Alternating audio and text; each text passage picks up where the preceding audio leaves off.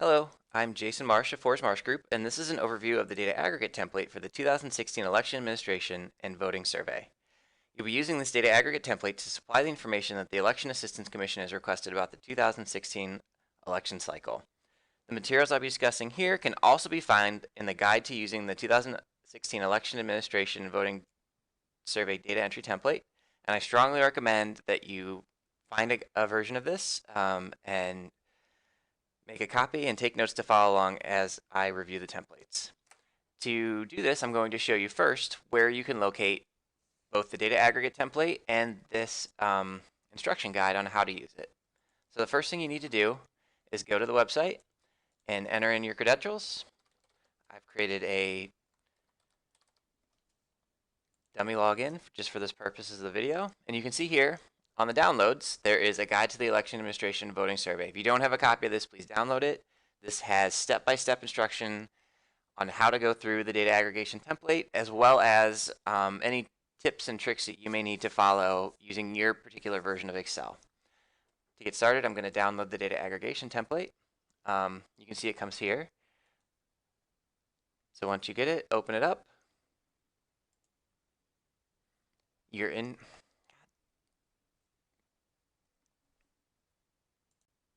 Okay, now that you have it open, you can see across the top, since you did download it from the internet, your computer should show you this protected view warning. All this is asking is that, are you sure that this is a safe file that you downloaded from a trusted source? In this particular case, we're going to say yes and enable editing. Okay, now that it is open and ready to go, you can see that the security warning, again, I'm running Excel 2010, so in Excel 2010 or 2013, you'll see this every time you open the file. And it's just asking, are the macros, is the VBA that's been coded behind this particular Excel sheet, should they be allowed to be run? So you're going to enable content, and that's what will make all of the error checking work. For these files, as you see here, we have pre-populated all of your FIPS code, jurisdiction name, and state information. Before you get started, please take a run through your jurisdictions and make sure that everything is correct. If you see any issues, please let us know immediately, and we will get that fixed as soon as possible. Okay. So just to go into the reason behind creating this additional template. If you want to enter data for a jurisdiction or multiple jurisdictions with the ability to copy and paste the entire row of data into the form, this will be the template that you should use. Once you've entered your data in the sheet, you can then use this handy button here to run the error check to determine where any problems in the data may lie. You'll be able to copy and paste data in the worksheet just as you would with any other Excel file. You can copy and paste a full row of data, multiple rows of data, or just small portions of data, depending on how you choose to use the data entry template. Content that you paste in the worksheet will lose any of its prior formatting once the error checking procedure is run. This includes cell color, cell background, or bolded, underlined, italicized font. You'll be able to copy data from a variety of outside sources, for example, other Excel files, MS Word files, and paste it into the data entry template without the formatting from those outside sources interfering with the structure of the data entry template. So just to go through the data entry template itself and give a quick overview, as you can see here, there are different types of questions that are going to be available here. The enter number or NA, this particular box will require you to either enter a number or N/A. If you enter anything outside of that, you'll throw an error and it'll ask you for the correct information. And you can see the variable name is here, the question it's referring to is here, and if you click here, there are actually some of the errors that could potentially happen with this particular cell when you're entering data. Just kind of a reminder as you're entering data that these errors are here, and if you want to take a look as you're going through and entering, that would be great. There are the optional boxes, which these are comments that provide you space to add any comments you may have for that particular question. So in this case, A1A and A1 comments would go together. You add any comments for A1A, and then pull down options. We have programmed the Excel sheet so that you have the pull down options available so you can only enter the correct data. If you try to type in anything else, you can see that it will throw an error for you, but unfortunately you can trick Excel. So if you were to just copy and paste into that cell, it does allow that. So just be careful when you are copying and pasting directly into these cells. It will throw off some of these drop-down menus. And then other specify text, this will allow you to enter text comments that you may have. The only other particular things to note on here, the totals columns, you still have the error messages, but these are no longer locked down. These will be available for you to provide any totals you may have available. And then one other thing to note is that in section B, we had gone through and reviewed the survey and determined that there were a number of questions that were no longer needed for this particular election cycle. So you can see that they're clearly outlined in dark gray, and question removed is noted in the boxes. You can still enter this data. We left these variables in here on the off chance that you've already set up your data collection system and you've collected this data. So we didn't want to throw you off, and if you have that data, feel free to put it in here, but we're no longer checking this data for any errors or if it's available or not. So B3, there's a number of questions that you can see going through here, getting into the B27, B28, B29, B30 have all been removed, and there are no longer B35, B32, things that you need to worry about moving forward. Okay, so now that you've downloaded the form and I've gone through what some of the columns mean and how it functions, I want you to remember that the first thing you should do is that you should definitely go and save a copy to your local drive. Make sure that you are, in my particular case, I'm going to just save it to my desktop so I know where it is. Sometimes when you download a file from the internet and you try to save it, it can save in spaces that you may not be accustomed to and you may have a hard time finding it back. So please make the first step before you start using this particular sheet, going to a local folder and saving this document. Okay. And just to plug another document that we have created for your assistance, we have also created this supplemental instruction manual that goes through question by question with a table of contents and just explains exactly what every point of information should be and how it should work.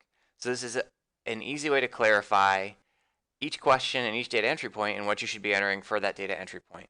We have done extensive updates to this year to try to clarify things, and we've also removed questions where appropriate.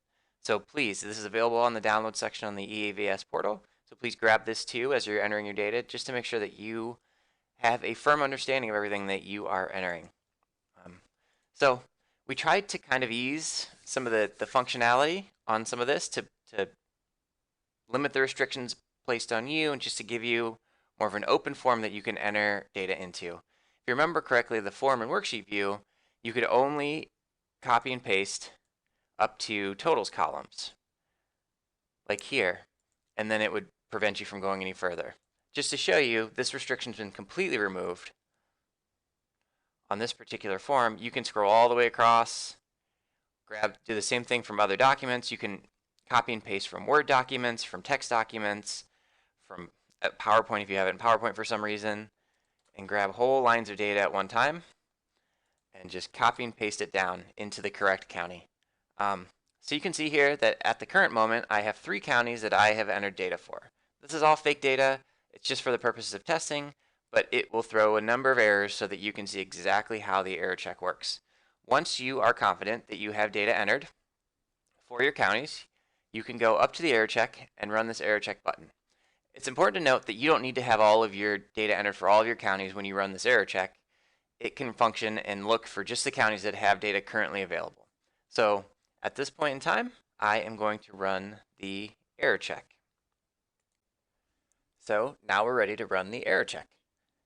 All you have to do to run the error check is to come up here to the button in cell A4 and 5 and simply click the error check button. It will process for a little while. It skips the counties that don't have data and only checks the ones that do. But please note, it ran already. I only have data in the current worksheet for 4 counties, just to demonstrate that it will skip Audrain, Barry, Barton if there's no data present. The more data you have on this sheet, the longer it's going to take to run through and check everything. It's still running the hundreds of checks that it's running on the form and worksheet view. It's just doing it in a simplified format. This raw error code sheet, you can use this if you want. It is just a list of all of the errors that occurred here, running down. But we've also generated a report that's just a little cleaner, a little easier to use, that goes into the specific errors, the county name, the variable that's having an issue, the error. So you can see here, address 2, we didn't put any data in for that. So, and then the cell. If you scroll down, I'm missing a lot of data because I only used a test data set. So that's what the majority of these errors are. You can see that there's a clear split between Adair County and Andrew County. So when you are ready to check, you can run this report and you can just go through and check these off. Again, any changes you make here won't be reflected on the actual data, so you do have to make changes to the mandatory variable sheet.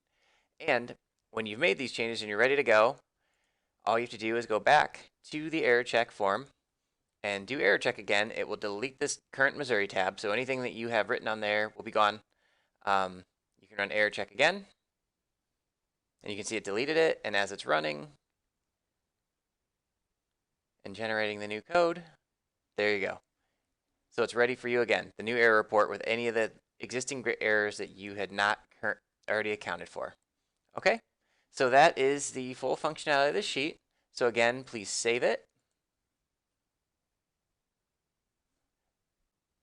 So once you're ready to upload, come back to the site, enter your login information,